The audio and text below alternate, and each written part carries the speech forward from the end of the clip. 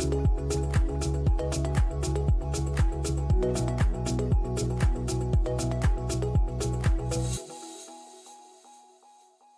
guys, Stephen here. Welcome to the Focus Capital podcast. On this episode, I interview Quentin D'Souza.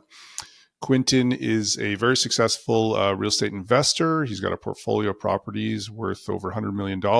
He's an author, and he's also the founder of a investment group here in the GTA called the Durham REI. We have a great conversation talking about the current state of the market, talking about his influences and his background and how he initially got into real estate investing. And then we also spend a bit of time talking about some of his personal development goals and what he's been doing to both push himself physically and mentally, and what he's doing to get further ahead. It's a great conversation. I think you'll enjoy it. And if you're interested in other things that we've got going on at Focus Capital, I invite you to check out our website, focuscapital.ca. That's focuscapital.ca. On there, if you leave your email, you get access to our free resources, our newsletters, our investing guides, and some resources that I think you really get a lot out of. And so with that, I hope you enjoy the show. Quentin, welcome to the podcast. Thanks for having me, Stephen. Great. I'm looking forward to the conversation today. We've known each other for years, and obviously I've been at the Durham REI events and got to know a little bit more about your journey and how you're helping investors out here in Durham Region, just east of Toronto.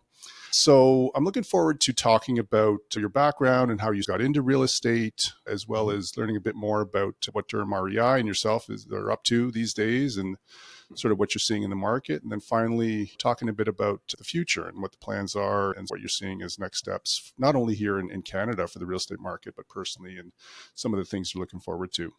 But just to start off, I'd love it if you could just share a little bit of your backstory, maybe what some of those early influences were that sort of got you into real estate, got you into entrepreneurship, and really started that process and that journey for you to get into this market. Unfortunately, it's the same with a lot of people. They read the Rich Dad, Poor Dad book, and I started to really invest in myself by learning about different types of income, and I experimented with different businesses before I got into real estate in 2004. And then I realized that everything that I was doing, I was making more money on the real estate than I was on all the other little businesses that I was creating. So it made a lot more sense just to focus on buying rental properties. So I really started to scale that in 2008. And I started to buy 3 or 4 properties a year. And then by the time I got to 2013, I believe I had about 15 properties at the time, and I was using a BRRRR strategy where I was buying a property, adding a basement suite, or buying something that needed a lot of work or had some equity in it, refinancing, pulling out all my equity, and then doing it again. And so I was doing that, and by the time I got to 40 years old, I had a choice. I was a teacher at the time. I have a master's in education, and I have my principal qualifications. And I was going down the path of becoming an administrator in the school system. And at that point, I was like, I talked to my wife. For a year, I banked my income from my teacher job, the coordinator job, and then I decided to focus on, I was able to bank all of it and show that the income from the rental properties was going to be able to cover my income. And my kids were really small at the time, 5 and 3. And my wife supported me leaving. And so I did. And then I started to flip houses, do rent to owns, do assignments, do a bunch of different stuff. And I made a ton of money, ton of mistakes. And then I realized that I was doing more work than I was teaching, running all of these different flip projects. So I decided to really just focus on doing the small scale multifamily property. So in 2015, I had quit my job for 2 years. I've been doing those kind of active strategies, and then decided to get into smaller multifamily buildings. So 6 units. Then I bought a 7 unit, 11 unit, and Now I have about 580 units with partners across Ontario. I also have properties in Tampa. So I have 4 properties myself in Tampa. And I've invested in different limited partnerships. I do private lending. So I've got my fingers in different pies. But when I was starting, I didn't have any peer group. So I created Durham REI in 2008 because I didn't know anybody else that was doing what I was doing. And none of my relatives were, you know, into that. And we started in a bar, and now we have about 300 members that come out to our monthly meetings. We have guest speakers. I try to keep it relatively inexpensive for people. I make my money through my real estate portfolio. And I just want to encourage other people to be able to use real estate to create financial freedom for themselves. So that's like how I got started, how I got interested, and my path. But now I really focus on multifamily apartment buildings. I still have about 14 or 15, I think, 1 to 4 unit properties. Actually, maybe closer to 20. I actually am not sure. I have to go through my Okay. but it's been really good. I've really been happy with what's been going on. Of course, the challenges are always there. Sure. Interest rates over the last 2 years have been a real challenge for everybody, but particularly for me. But I just continued to work on the real estate portfolio. I've also focused on my health, and I've lost about 135 pounds. I've focused on also traveling more and spending time with my kids and do unique experiences with them. Like I took my oldest son to Everest and we did base camp together a couple months ago. And I've done the Camino with my younger one in Yeah. Spain, which was cool. So I try to do those sort of things. But yeah, it's been quite an interesting experience to get to where I am for sure. Yeah, that's awesome. And just seeing that evolution and the progress. And like you said, maybe even just changing focus in what you're doing to not only just focus time and energy on entrepreneurship and investing and things like that, but also making sure that you're taking the time and putting a priority on health and fitness, which is amazing too. I'd love it if you could talk a little bit more about, again, some of those early influences. What were those things? Or maybe you had a mentor, or maybe there was a book you read that sort of got you started down this, we'll call it a non traditional path, right? Right. Where you had maybe a more traditional career, but you started looking outside of that. You started looking for opportunities to grow your wealth, to develop yourself personally, to become an entrepreneur. Was it an event or a book, or was it a combination of things? I'd love it if you could share a little bit more about that. Sure, there was a couple. I'm an avid reader. I still read a book a month, now more audiobooks than anything. But I started off with Rich Dad Poor Dad. I found a group, it was called the Real Estate Investment Network at the time. Right. And Don Campbell was very influential for me, talking about the fundamentals of real estate investing. I wasn't really interested in, they seemed to be focused more in Alberta, and I wasn't really interested in Alberta. I focused on Ontario, but I still looked at the fundamentals of the real estate markets where I was investing in. I've always been a long-term investor, although I have used a lot of different short-term strategies in the past. I still look at all of the different people that I've interacted with over the years, and I've always tried to find mentors from people who have successfully done what I want to do. And I think there's so much noise out there in social media and so many people portraying themselves as experts, and they've done like 1 or 2 properties and they've flipped a few houses and now they're an expert coaching somebody. And I tried to avoid that early on. I tried to look for people who had been successful, and then I became friends with them. Like some of my friends now have a lot more properties than I do, and they're at the point where they're starting REITs and raising $40 million and doing some really amazing things. And I'm just glad that I continue to know them, but I know that they are real as to what they're saying they're doing and actually doing it. So I also joined the entrepreneur organization, which was amazing for me. It was a great group to find other business owners, and I learned through the mistakes that other people were making in their businesses how to improve my business, hiring staff directly and having people who work for me rather than me working for within my business, working on my business a lot more, which was good. So I learned from them.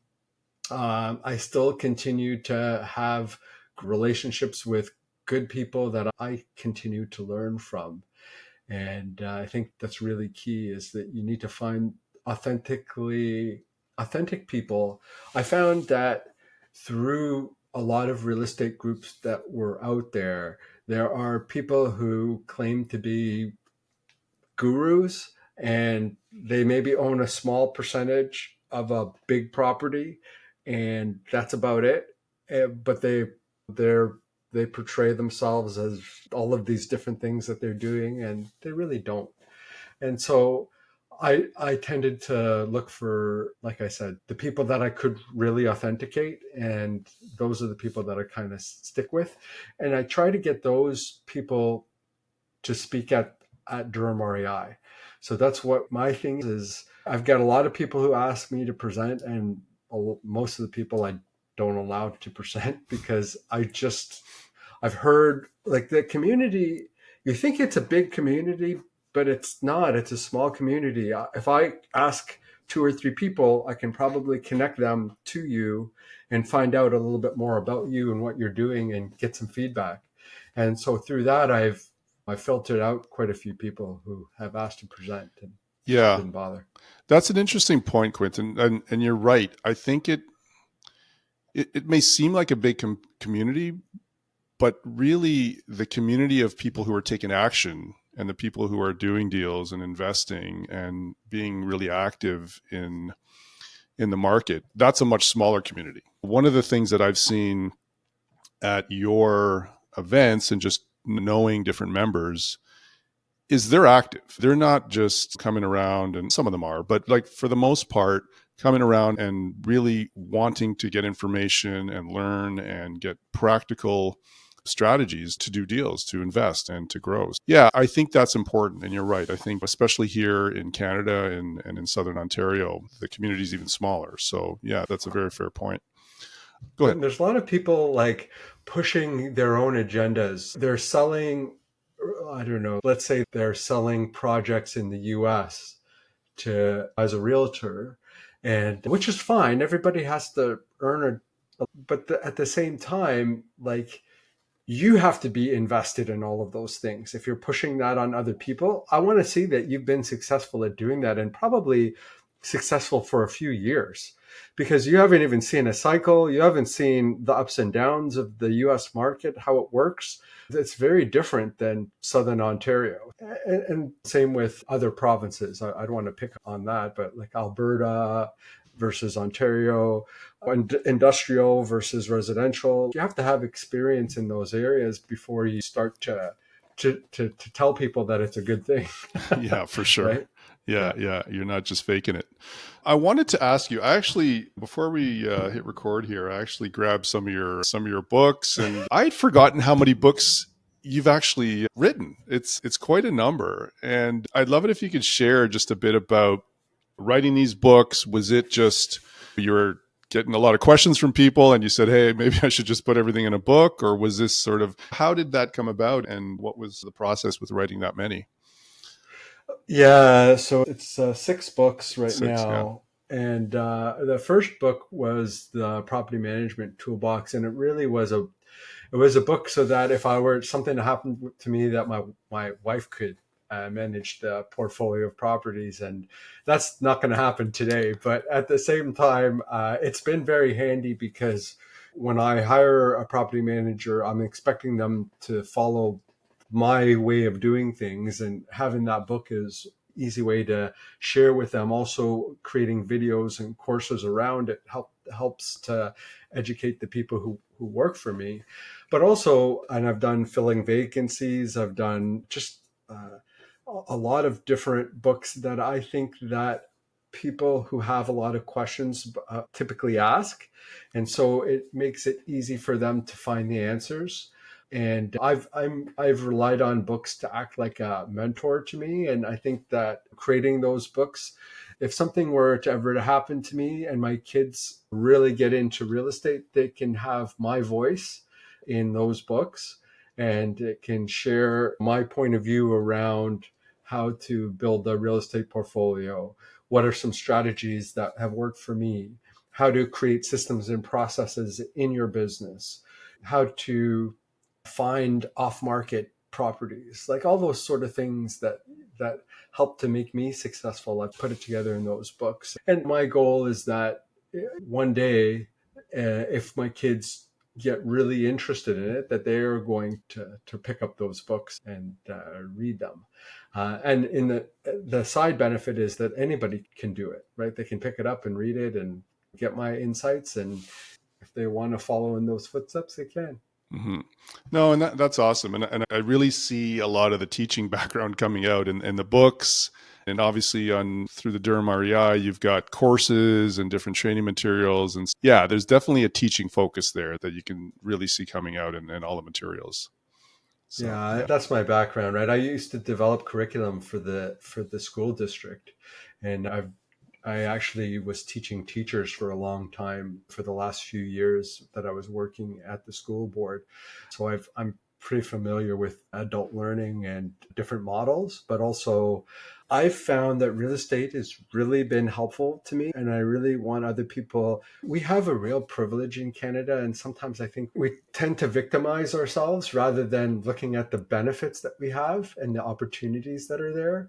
And I want other people to know that, look, if you really want to be successful in real estate, no matter how you get started in life, you can be successful at it, right? There are lots of opportunities for you to learn and then get into the property ladder, do different strategies in order to help you to continue to grow and learn and continue to do well, better yourself. When we came to Canada in the 70s, like we had nothing. We're the typical immigrant story. We didn't have anything. We had a family that let us stay in their basement and we started from scratch. And I was born in Fiji. I came here when I was 3 or 4, and I worked hard. And if I can do it, anybody can do it. I'm not really that special, right? Yeah. It's just consistency and persistency. Yeah. No, that's awesome. Yeah. And I think there's that hunger, right? You need to have a little bit of that hunger to do something. And that's a cool story. And I think a lot of us who were either children of immigrants or were born and came here have a little bit of that. It's not a chip in the shoulder, but just a bit of that hunger and that drive to take advantage of this opportunity, because I think for a lot of people, they take it for granted. And you did something I remember at a meeting about a year ago at one of the Durham REI meetings. And you asked everybody to, if they were worth over a certain amount in terms of their net worth, you got them to all stand up. And it was like almost the entire room. And then you made the point, guys, you're in the 1% or something like that. I forget the actual Yeah. stat. So stop whining, stop complaining, be grateful, and let's get on with it. And it was a really cool experience because I think we tend to forget sometimes how lucky we are, how fortunate we are to be in, like you said, in the positions that we are. So that was a pretty cool thing that I saw. Yeah, it is. It's really a neat group of people, but yes, but it's the power of owning real estate over a long period of time, right? You got to be able to take the ups and downs and and understand that there are cycles, Yeah. and as long as you can do that, and then you get that benefit of it. Yeah, for sure. Okay, so maybe moving into the present time, I Mhm. wanted to talk a bit about the current state of affairs of the real estate market here in Canada and specifically Ontario. I know at your meetings, you're always providing updates and stats and things like that. So it would be great if you could just share your thoughts on things and how the market overall is looking. We're obviously in a higher interest rate environment compared to previous years. We've had a large run up in prices, although they've dipped a bit after COVID. But what are you seeing in the market in terms of real estate investors here? and how maybe have strategies changed since the past? Because I know when you and I started investing, the ratios were a lot better. It was like the average house was a couple, 2 or 3 times the average income, and it was much more affordable. But obviously, all that's changed. So I'd love it if you could just share your thoughts on the current state of affairs.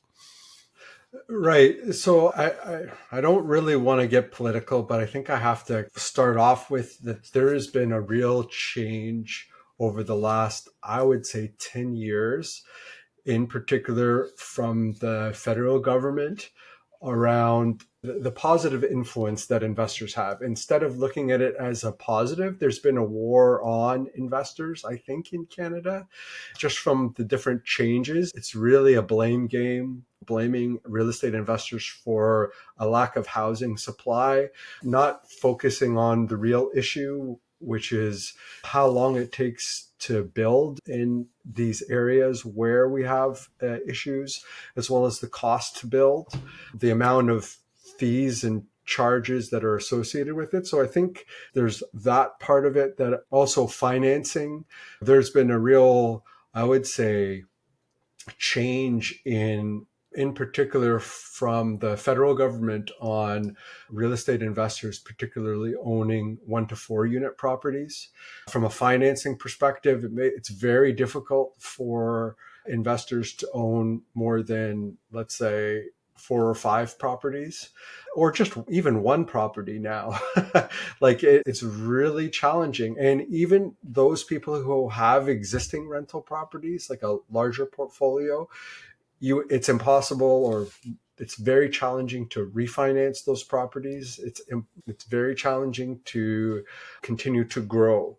And unfortunately, the government doesn't really understand, or the federal government doesn't really understand, that 80% of the rental properties are purchased and maintained by 20% of the real estate investors that are out there, right? They'll buy a majority of the properties, and those are the ones that are being affected by the rules that they've created. And it's actually making it very challenging for any additional properties to be added. And it's also reduced the number of rentals that are being added to the rental stock. You can see that in Ontario specifically, as an example, as the number of rentals actually went down last year to this year. There was over 6,000 rental units that went down, with all the where we want to create rental housing, we want to build more. You know what? How does it go down in that situation? One, there's the cost to add, but we're not adding, we're taking away units. People are selling them and they're being bought by other people. So we're reducing the rental stock. But it's not necessarily reducing the cost of the house or the value of the house. That hasn't really changed. So I think that there's that war on investors that's problematic, and that the government should really focus on the fact that most of the rental stock is actually from investors, and encouraging them to be able to do that. And if they want to help, they should really focus on changing how municipalities handle their processes for allowing new rentals. It takes way too long to build and develop in Ontario, as compared to, let's do a comparison, Edmonton to Toronto as a comparison. Okay. How long does it take to build like a 6-unit property in Edmonton? You can get it approved, built, go from idea to completion in 18 months. How does that work in Toronto? It doesn't. You're not even building in 18 months. You're still in the approval process between 3 to 5 years. So that's really the problem. The other problem is the costs to develop. And there was a really interesting piece that was put out by the Builders Association, I think BUILT, the cost of the actual fees and charges and just everything that goes into building. People don't realize that, yes, you charge the builder, but that's not who pays for it. It's the people who buy the properties that pay for it. that's who pays for it. So, and focus on, if you really want to increase the rental stock, if you truly do, get rid of those fees, force the municipality to fast track development, and stop all this I don't know, this attack on investors, because you're really not helping the what people need. All the new immigrants that are coming into the country, and there's it's quite sad, but really what we're seeing is a pushback from the population on new immigrants, because we haven't prepared our infrastructure, and we're not allowing that development to happen fast enough in our country. And it's pushing back on the new immigrants that are coming in, and they will eventually leave if they can't get a job and they can't do what typical new immigrants do to the country. So we want to make sure that we are not doing that. And really, the government, again, and I hate to say it, is responsible for changing the way that who enters the country and who doesn't. And that's what's been happening. We used to have a system where there was a points-based system that you got in based on the needs of what's going on in our country. And that's really changed. And that's really a federal thing. And unfortunately, I see that those issues are part of the problem right now.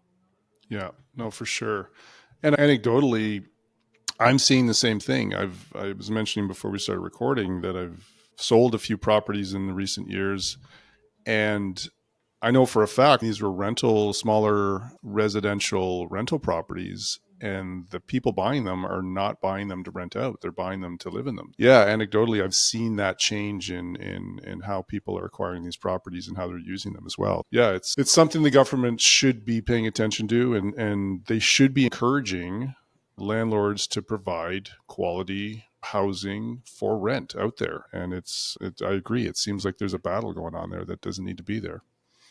No, the blame game is what the government seems to be doing instead of solving problems, Yeah. unfortunately. Yeah, for sure. Okay. So I wanted to keep it on with that theme about the market and what you're seeing.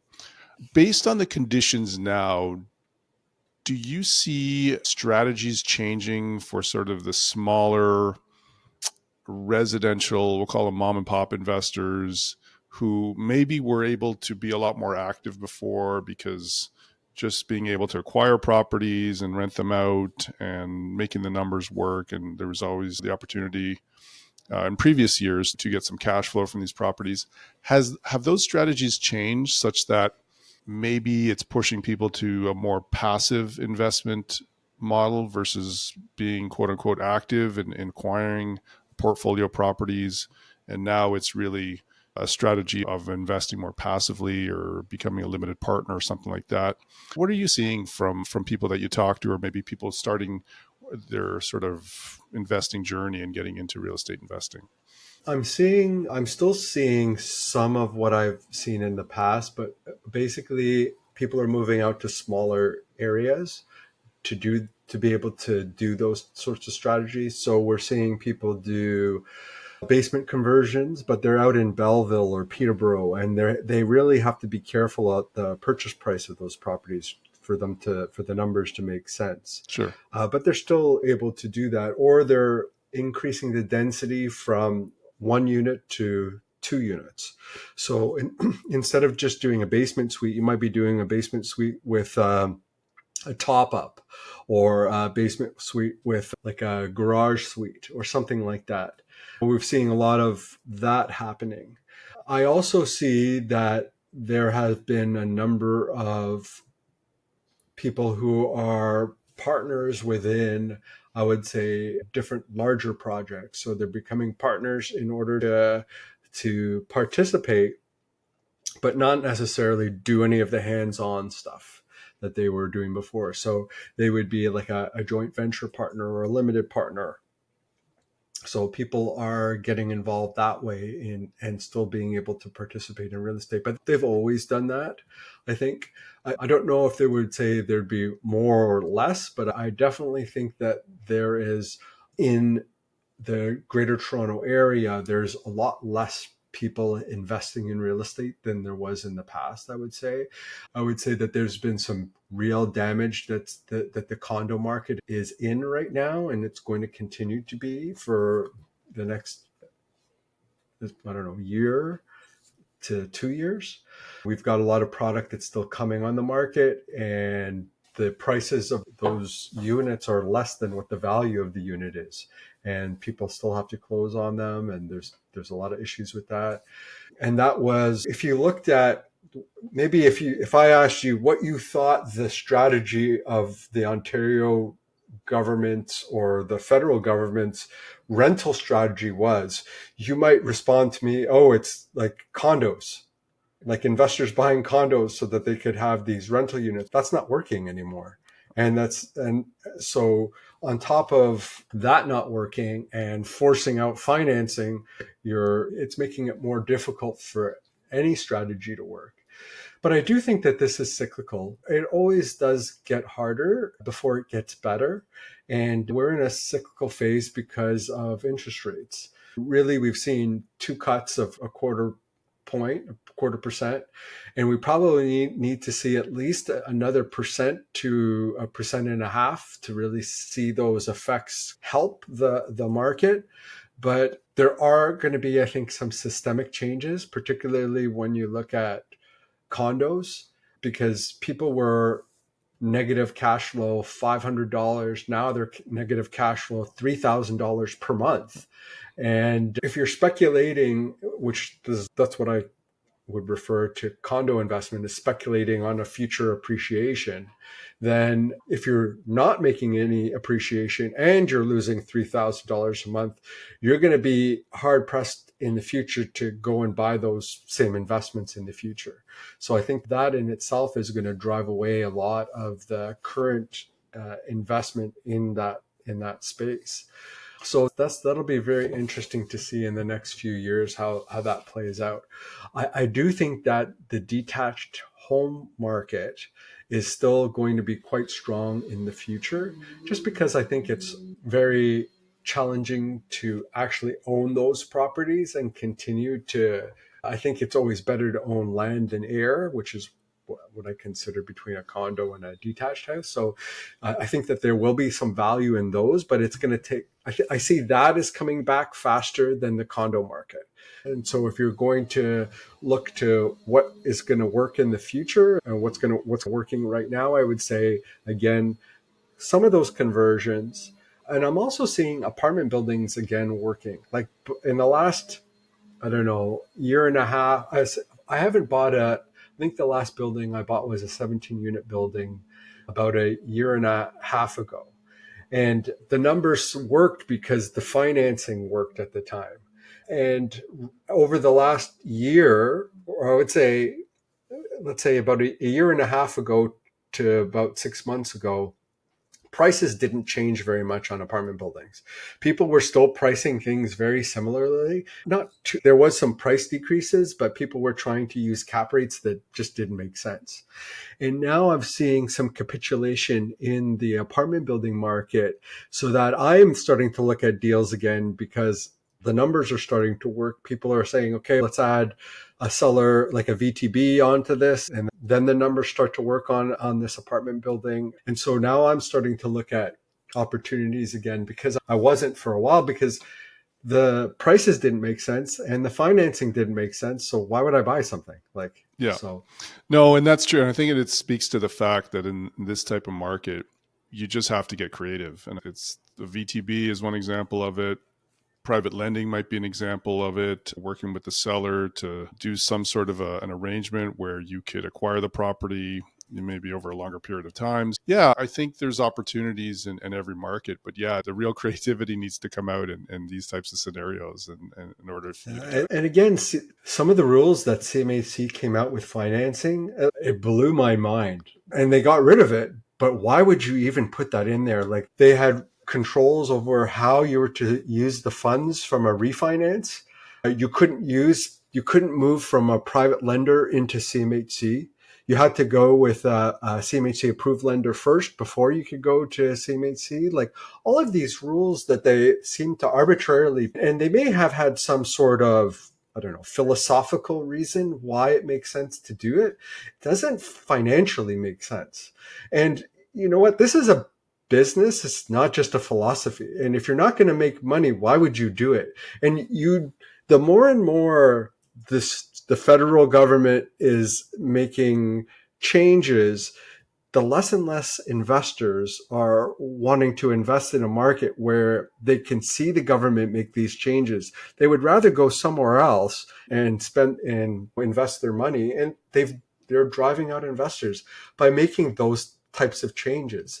CMHC is supposed to be like, and okay, so just from a listener perspective, CMHC ensures basically the best financing you can get on apartment buildings is from CMHC.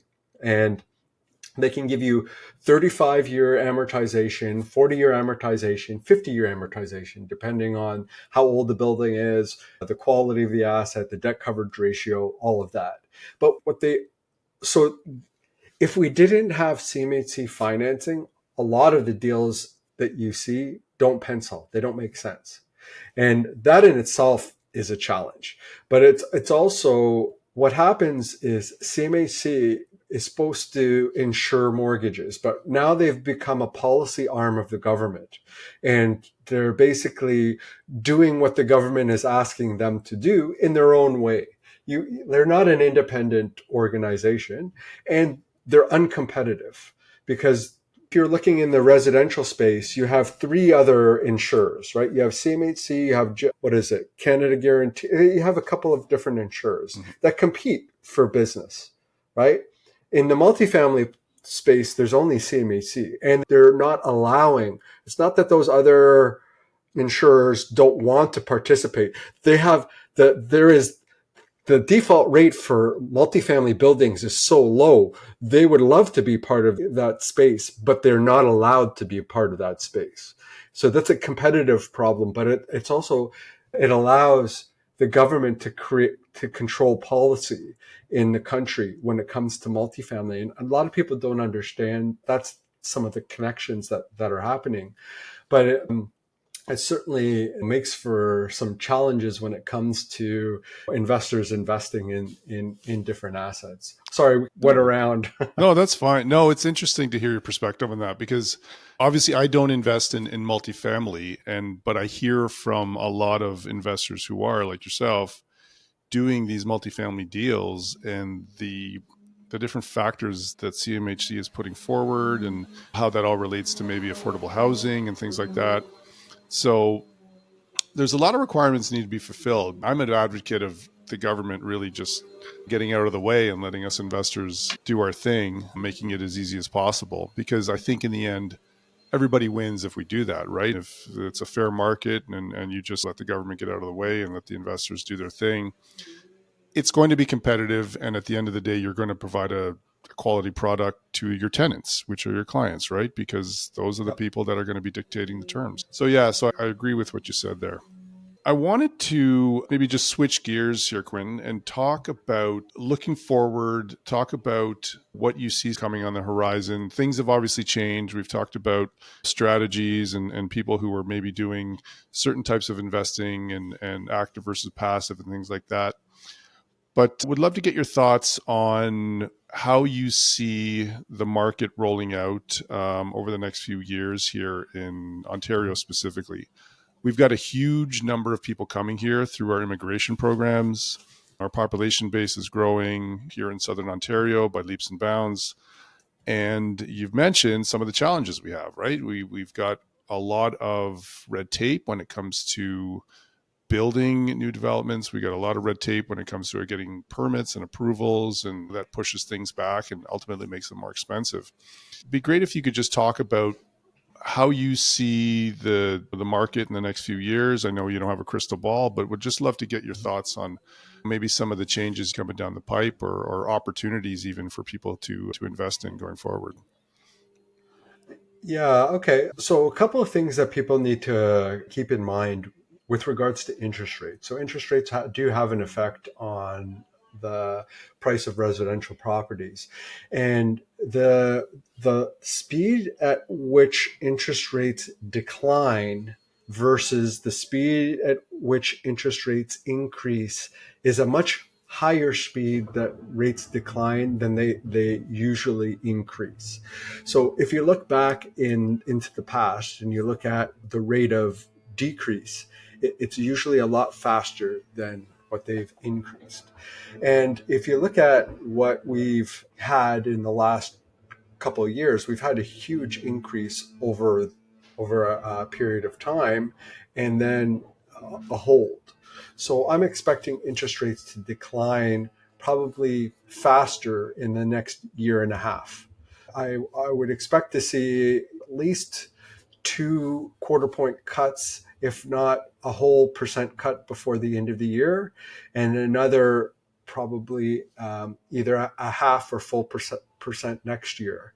And that's going to affect the underwriting of deals and also the affordability component. Okay. We also have the opportunity to change amortizations for residential in particular. So I could see that amortizations again increase for the ability to finance properties and make the actual ownership costs come down in order for people to be able to afford more. Like I could see that as happening. I also see the stress test as an impediment, I think, to the qualification. And I think that there was a good time for the stress test, and it made sense at the time when you had 0% interest rates, but that's not the case anymore. And we're overcompensating, I think, with the stress test. So I think that the stress test needs to either be removed or get reduced because it's affecting the ability for people to qualify. And the if you look at the actual default rate of Canadian mortgages over even periods of high interest rate, Canadians pay their mortgage. They'll go and get another job in order to pay their mortgage. They will pay.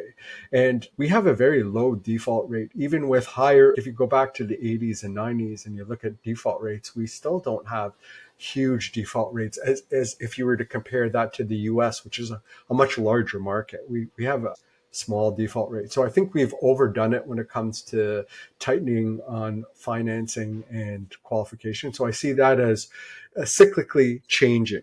Right now, I would say bank purses are quite tight and lending is quite tight and monetary policy is quite tight. I see that as loosening over the next couple of years. People being able to borrow more and being able to, again, help the market move in a different direction. And I think that will bode well for residential real estate, particularly 1 to 4 unit properties. I think they will do well. I invest in apartment buildings, and my reasoning for investing in that is a little different. But the way that I see that market is shifting is that cap rates are a function of three things. They're interest rates, the quality of the building, like the building type, and the location of the building. Those are the three things that make up cap rate.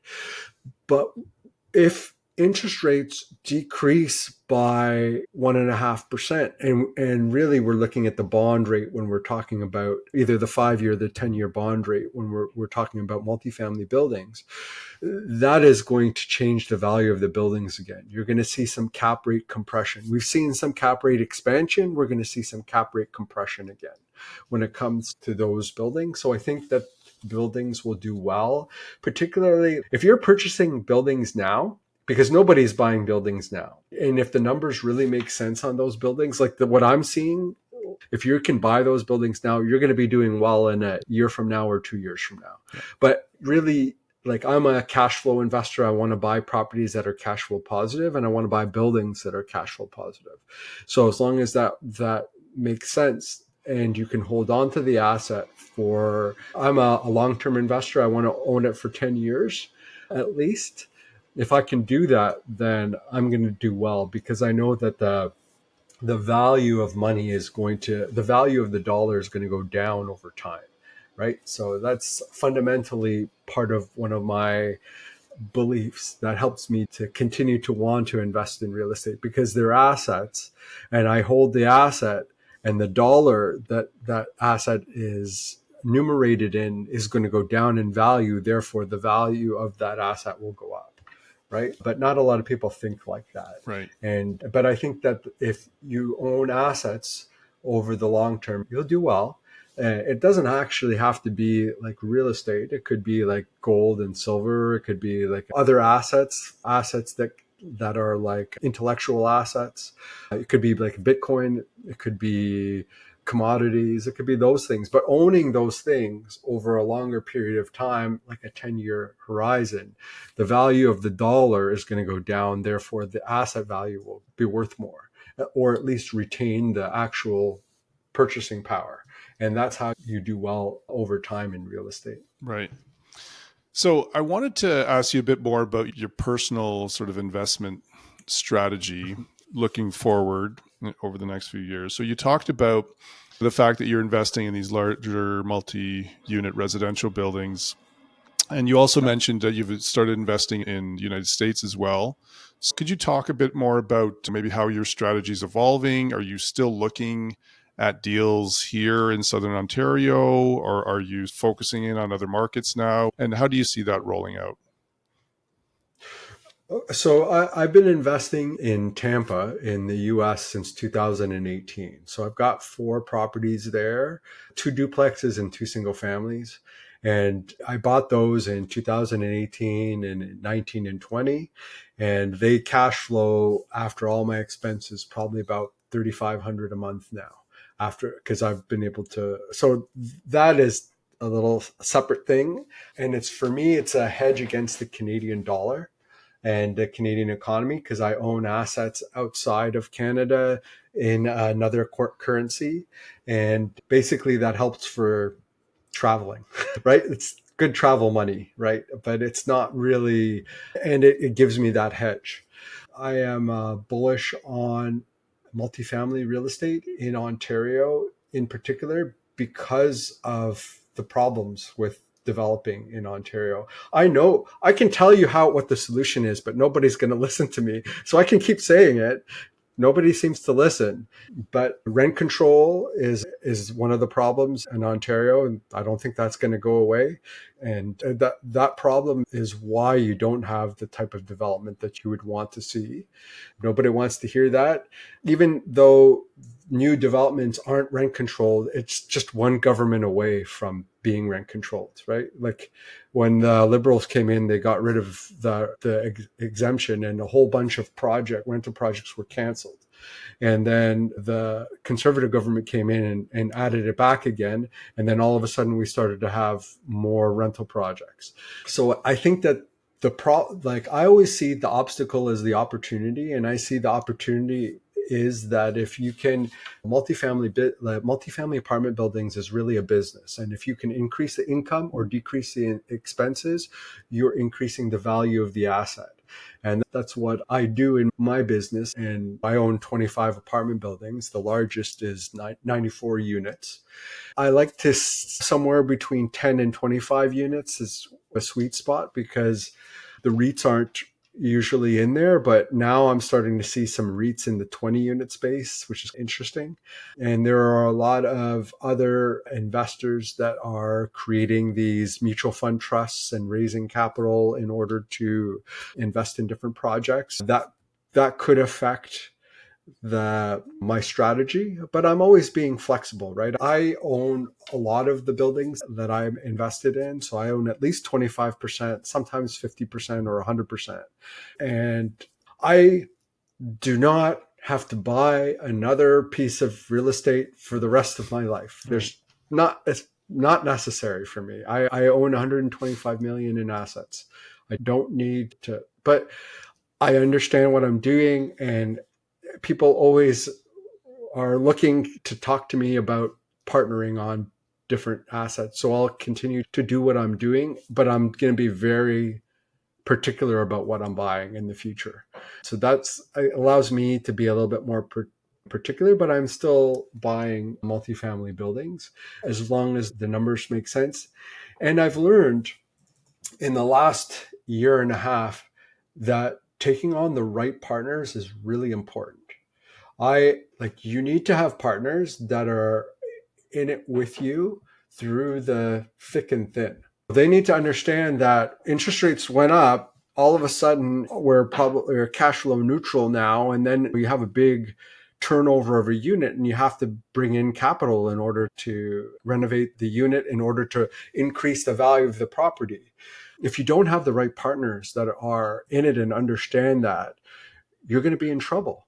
And I have a feeling that a lot of people are in trouble because of the partners that they have. So I'm going forward.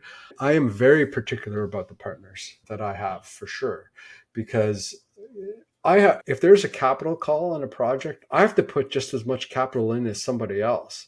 Right. But if they're not prepared to do, that's where the problem is, right? Then, and if you don't have any way in your agreements and to be able to do that, or if you have a limited partnership and you don't have a structure to bring in additional capital, what happens to those projects, right? There has to be those outlets, and it's going to be very interesting to see the next little while what's happening. We've seen a lot of projects go. A lot of investors go under. This is the time when the tide goes out, where you see who's swimming naked, right? People who have 40 million, 120 million in promissory notes, and just bad things happening.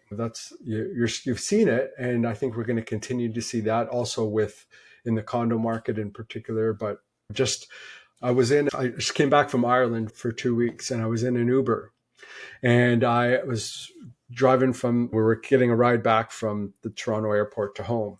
And I was talking to the Uber driver, and he was telling me that there has been so many more new Uber drivers that have been coming on that are professionals. I'm like, professionals, like engineers and like people who typically you wouldn't think would be Uber drivers, and they're more competition for them. I said, why do you think that's happening? Is they can't afford their mortgages, and they have to be able to, they're working in order to pay for their mortgages in order to continue to do what they're doing. So those are definitely challenges that I'm seeing in the market as well. And also unemployment is also one of those issues that I think is going to be coming to the forefront sooner than later. So. Yeah. No, just to pick up on something you said there, Quentin, about partners and people that we speak to, understanding that these markets go up and they also can go down, and what are the implications of that. I think we've been spoiled here in Southern Ontario for a long time with real estate values just going up and up, and being able to make deals work, and just picking any random property and saying, hey, I'm going to invest in this, and what could go wrong. And you really see some of the challenges in these types of markets. And I think it speaks to the fact that if you are going to invest with somebody, like you said, you want to make sure that they're going to be in it for the right reasons, but also being able to handle themselves in the good times and the bad times, right? You want to be able to weather those storms. Yeah, and this is when it matters most, when there's challenges. It's everybody's hunky dory when they're getting all their capital back after a year and a half, but then it's when they don't and they have to stick into the deal for another 2 years or 3 years, right? That's where you start to see who is a good partner and who is not. Yeah. Right. Okay, I wanted to switch gears a little bit out of the sort of real estate side and the business side, and ask you a bit more about some of your, I guess we'll call it personal development, some of your health and fitness goals. Over the past few years, I've seen you put a lot more emphasis on this, or maybe you've just been more vocal about it. I don't know. But I'd love it if you could just talk a bit about some of those things that you've been doing, some of the travels you've had. I know you've been doing a lot of mountain climbing, things like that. And yeah, it'd be great if you could just share some of those experiences and maybe some of those goals that you've had along the way. Yeah, so I've written a book that I call the Action Taker Real Estate Investing Planner, but it's more of like a goal setting tool. And I've always been a goal setter.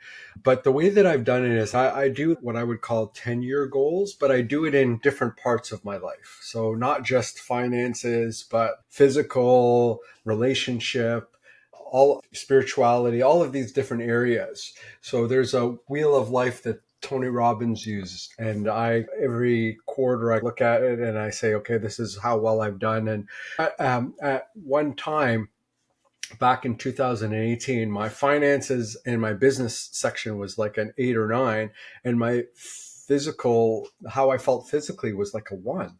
And I was like, wow, this is not good. And I just used that as a way to refocus.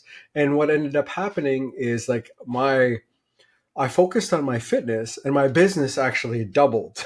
So like my portfolio size doubled. So it actually was really helpful. And I just did the same thing as I did with real estate. I hung out with other people that were losing weight. I joined programs to learn about them. I made a commitment to be consistent around exercise and diet. And I was able to, so back in 2000, and when I did my last goal setting, it was like 2016, let's say. And then I had put down in 2016 to run a marathon. I was 330 pounds. That was not going to happen. And in 2018, I had decided to make that change. And then by the time 2019 had happened, I had to run a marathon. And it was before that I'd done a 5K, 10K, half, and then I'd run a marathon. And you set these big goals and you try to visualize what it's going to look like. But then every quarter I work on the goals that and I have it up on my desk here right beside me. And I have a weekly plan right here. And I work on it every week. And then I reflect on what I'm working on each quarter that takes me to my big goals. And so I've always connected those 3 together, and that's really helped me to succeed in all like different areas of my life. I would love to say that climbing the mountains and the trip was just, for me, it was also like I've taken my kids with me on these trips. Like we've done my oldest, I've done Machu Picchu with him, and we just did Everest Base Camp together. He turned 20 this year, and just before he turned 20, we had completed Everest Base Camp together, 3 weeks in Nepal. And my younger one, we did the 110 kilometers of the Camino together. Now, if I was my weight back in 2017, none of that would have happened, right? I would never have been able to do those things. And because of that, I'm able to do these trips and also spend that one-on-one time, which is also related. The reason why I can do that is because I have the freedom from my real estate portfolio. So it's all interconnected. And that's why it's important, I think, to do this goal setting and continue to work on different areas of your life, not just finances, not just business, but they're all interconnected and they all help you to do what you want to do. And it's good to reflect, right? I've been looking at my own real estate portfolio, particularly my 1 to 4 unit properties.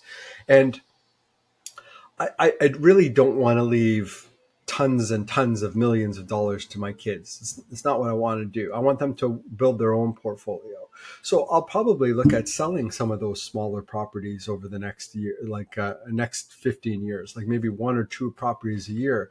I'm going to get pay my capital gains higher, thanks to our friend, but I'm going to do that each year. I'll release the capital, and then I will go out and enjoy that capital with my family, and I'll make experiences that will help me to get to the other goals that I have.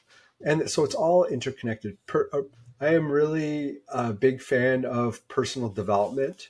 I constantly read Napoleon Hill, classic, but I would encourage anybody to read any Napoleon Hill books. Jim Rohn, again, another author that I would highly encourage everybody to read. They're all help to improve your mindset. And I guess when I started this journey, I thought mindset was like a foo kind of thing that doesn't really matter, but it matters a lot. Your mindset is really important. So it's goal setting, and having the right mindset can really change your life. It's the difference between having control of your life or being a victim. I would rather have control of my life than consider myself a victim. Yeah, no, that's awesome. That's great advice. And I agree with you. It's mindset is a huge thing. And if you can combine that with the physical aspect of your physical health, that's an amazing thing because it's going to help you in all areas of your life. You're going to have more energy for your business. You're going to have more energy for your family. You're going to have more energy to just interact with your community and your friends. So yeah, it's all important. Yeah, and we all have challenges. Like if I were to look back at my past, I had a I would say that I've had a rough childhood. And it's always compared to what, but there was a lot of familial violence and all that stuff. And I could have said that I'm a victim of it and I just want to be who I live and that's it. But I decided to push myself to do more and be more and help as many people as I can to do the same. I think that's important that you have control over your life and we have the opportunity here to be able to do that. And that's not the same in every country in the world. Traveling with my kids, I want them to see that in other places they don't have the same opportunities as they have in Canada that they have, but they because they can't compare it to something, they don't know that.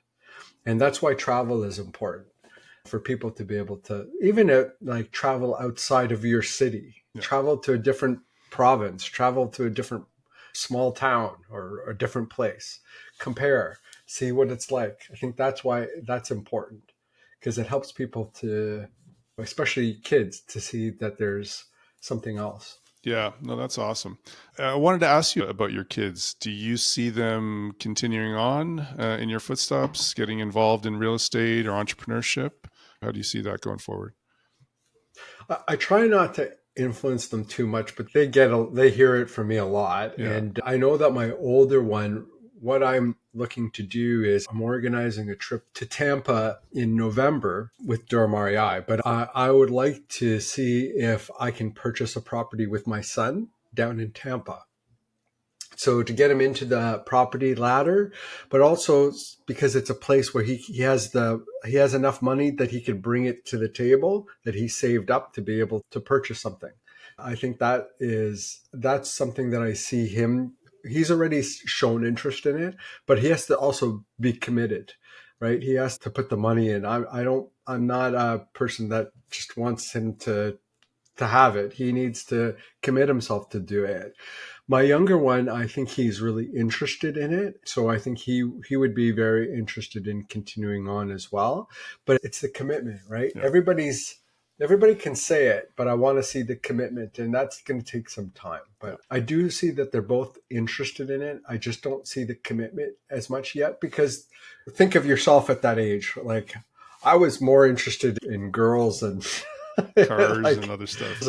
and there's the special people that aren't and they're really focused on real estate and I've seen those people but that's not the average person, right? We've had some of our Durham REI members. I remember there was a 19-year-old Philippe who I think he owned one rental property when he joined at 19 and then by the time he was like 22 he had owned three properties and I was like blown away. Yeah. Right, but that's not the average, right? That's definitely not. And that's the thing. Even if they're not going to go full on and be 100% entrepreneurs and start businesses at a young age, at least if they start doing a few things and let time do the work for them, that's huge. And that's what I always tell my guys is you have that advantage of if you can get a start in your 20s instead of your 30s with just making some good moves and making some investments, that's just so huge later in life.